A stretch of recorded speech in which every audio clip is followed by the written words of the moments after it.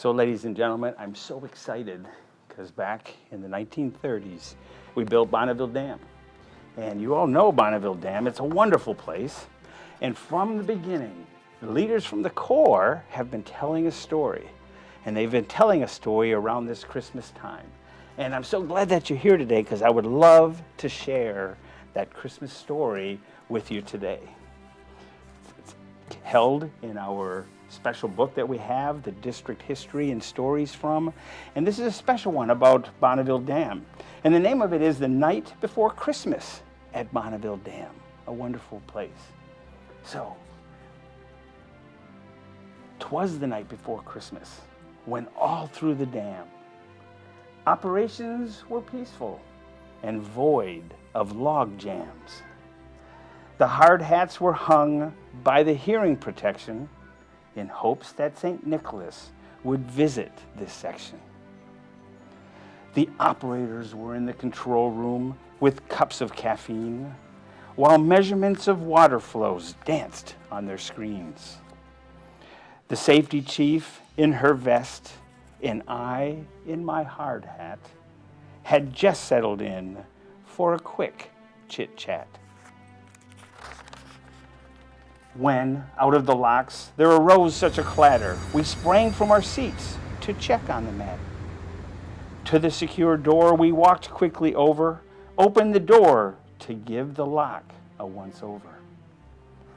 The moon shining down on Bonneville's crest gave a resplendent light to the Pacific Northwest.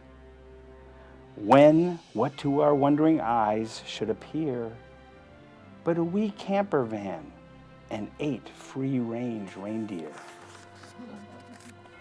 With a little old driver so hipster and quick, we knew in a moment it must be Portland's St. Nick. More rapid than rainfall, his coursers they sped, and he whistled and shouted and called out ahead.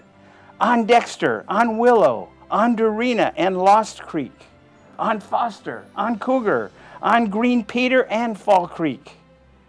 To the top of the crest, to the top of the lock, to the lock operator standing near the catwalk. As salmon before the spawning season surge, when met with an obstacle, begin to converge. To the lock gate, the coursers they flew, then patiently waited for a turn to lock through.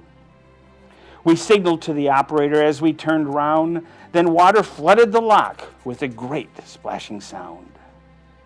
His eyes, how they twinkled, his dimples, how merry, his cheeks pink like salmon, his nose a Marionberry.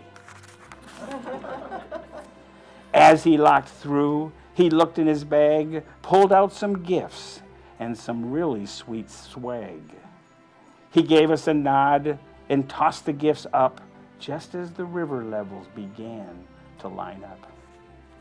As the miter gate opened and he rode out of sight, he called, "Merry Christmas to all, and to all a good night." This is a wonderful story from Bonneville Dam at this time of season, and I think it's neat that we take a few minutes to reread it and thank to our heritage and those before us. And I wish you all a wonderful Christmas, and thank you for joining us for story time here at Portland District. Thank you.